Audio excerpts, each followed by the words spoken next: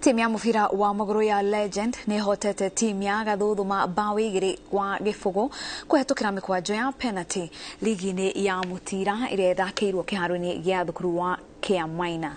Timu ici ithiete draw ya gibugu gwa gibugu nginyagia ndagika ya 90 na kuria uhotani wa muritwo ni penalty. Kurigana na athaki ya Legend mayukitio uhotani uyu kurumirira mehariria ma mahinda kwa mahinda. Athaki ya timu ya Gathuthuma nao maugite ati kuhotwo guku ni undu gutuma mongererekeo muthako-ini wao makiria hindi ya mehariria.